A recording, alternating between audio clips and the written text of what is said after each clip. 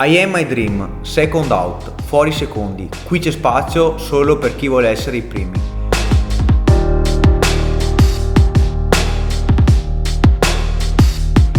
Oggi sono qui con Alberto Frizzo, preside del Rossi di Vicenza e anche mio vecchio professore, quindi per me è anche una bellissima esperienza. Prof, vi consegno il papero. Grazie. Una domanda, una passione che hai e che pochi sanno che hai. Faccio partire il timer. Allora, una passione che mi ha accompagnato per quasi tutta la mia vita è stata quella della musica. Una passione nata a 12 anni per caso, perché nessuno in famiglia mi aveva mai suggerito di suonare uno strumento particolarmente indirizzato verso la musica. E ho deciso di studiare pianoforte e da lì mi sono impegnato con una determinazione che mi veniva proprio da dentro. Questo devo dire, è un po' una caratteristica che ho avuto anche come studente a scuola. Quando decido di fare qualche cosa la faccio. E quindi ho passato molte ore della mia giovinezza a studiare pianoforte, ho fatto gli esami, eccetera, eccetera. Mi sono anche diplomato e poi la vita mi ha costretto a scegliere una professione diversa, un lavoro, eccetera, eccetera. Però devo dire che mi sono preso una rivincita qualche anno fa, nel 2010, perché sono tornato a studiare musica e a fare musica. E mi sono riavvicinato al mondo della musica non con il pianoforte questa volta, ma con la musica elettronica, quindi ho potuto mettere insieme anche l'aspetto artistico con i miei studi scientifici e mi sono scoperto una grande passione nell'invenzione di suoni, di pezzi musicali e anche di collaborazione con i musicisti. Infatti la musica elettronica, contrariamente a quello che molti pensano, non è solo un'interazione tra il compositore e un computer o uno strumento elettronico, ma spesso coinvolge musicisti che suonano in tempo reale e quindi richiede l'elaborazione del suono in tempo reale. Ecco, io devo dire che la parte creativa di me che ho esplorato con la musica elettronica è stata una grande soddisfazione, che forse ha dato un senso anche a tutti gli anni di studio. Diciamo che aver studiato tanto pianoforte per poi fare completamente un altro lavoro, ecco, mi lasciava un po' l'idea di forse aver buttato via il tempo. E invece pensando che sono riuscito ad arrivare a questo traguardo di creare i miei suoni, la mia musica e a farla suonare a qualcuno e a farla sentire a qualcuno è stata una soddisfazione veramente molto grande. Se non ricordo male c'era un concorso, perché mi ricordo insomma... Sì, avevo presentato, il mio pezzo è stato accettato a un festival di musica elettronica a Seul e sono andato a sentire l'esecuzione, quindi una grandissima soddisfazione. Infatti mi ricordo bene perché insegnavo all'epoca, esatto. Sì. E tra l'altro non andavo neanche così tanto male, dai. No. Bene, finita la prima domanda. Luca, adesso tocca a te girare il timer. Ti chiedo quali sgarri ti concedi e quando? Bella domanda. Allora, diciamo che difficilmente riesco a sgarrare se non ho raggiunto un obiettivo.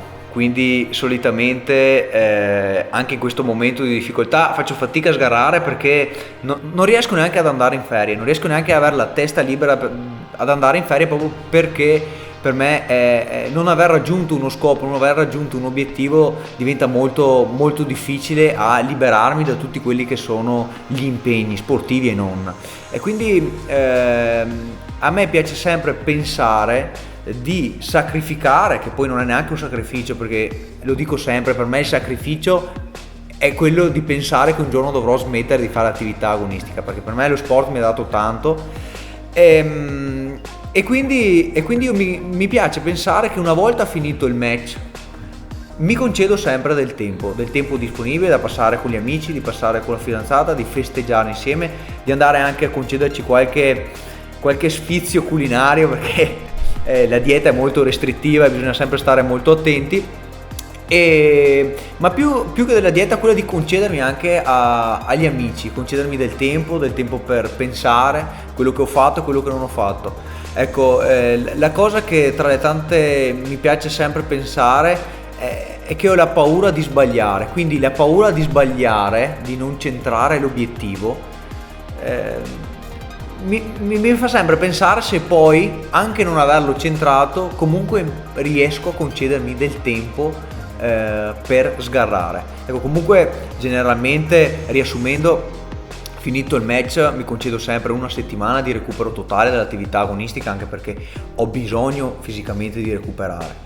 Poi per rientrare molto lentamente di nuovo a riprendere l'attività sportiva generale, quindi attività fisica senza mettersi i guanti, perché per 15-20 giorni non voglio mettersi i guanti, però nuotare, camminare, correre, tutto quello che riguarda gli altri sport devo farlo per ritornare un po' alla volta sempre in attività, però anche di dedicare molto tempo appunto alla famiglia, agli affetti e agli amici, che secondo me sono una parte fondamentale e sono le persone che alla fine di tutto sono quelli che anche vengono a sostenerti all'incontro, quelli che sicuramente ti sostengono quando vinci e sicuramente ti sostengono anche se un giorno non andrà bene. Questo anzi l'abbiamo già anche riscontrato, per me è una cosa molto bella, perché se si tiene attaccati, se restiamo anche attaccati alle radici, quindi alle persone che da sempre hanno creduto in te, alla fine te le ritroverai sempre. Abbiamo concluso anche questa domanda, è andata molto bene, direi, no? È difficile parlare perché comunque per me il prof è sempre rimasto uno dei miei grandi professori. Adesso non per dirlo, ma insomma non andavamo neanche male, nonostante adesso faccio il pugile e tanti mi chiedono. Ma tu eri bravo? Io andavo abbastanza bene adesso. Infatti adesso dobbiamo dire sta cosa, perché poi uno pensa questo ha fatto il pugile perché non sapeva fare altro, invece tu potevi fare quello che volevi in realtà, quindi.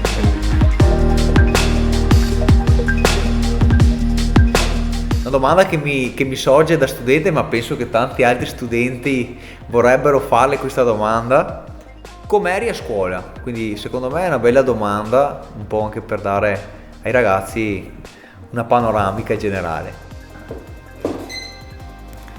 Allora, a scuola sono sempre stato un bravo studente, dalla prima elementare in poi.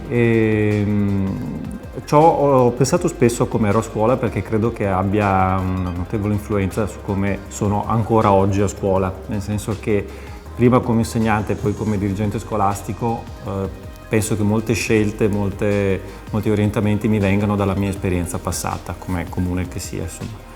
E diciamo che sono sempre stato uno studente prima di tutto diligente, quello sì. E ho sempre avuto un grande senso del dovere, un grande senso dell'organizzazione, dell'obiettivo, eccetera. Però andando avanti col tempo è emersa anche la passione per lo studio e per la conoscenza. E devo dire che soprattutto il periodo delle superiori penso sia stato il periodo in cui ho imparato più cose. Ed è per quello che spesso mi trovo a dire ai ragazzi di approfittare di questa età, soprattutto appunto della scuola superiore, perché è il momento in cui il cervello è più pronto per apprendere. La scuola ti dà tanti stimoli che magari non ti serviranno per il tuo lavoro o per la tua esperienza specifica, ma ti aprono la mente, ti danno la possibilità di imparare, di scoprire l'esterno e l'interno. E quindi sì, diciamo che sono stato onnivoro, ho appreso tutto quello che potevo. Ecco. E tu invece com'eri come studente?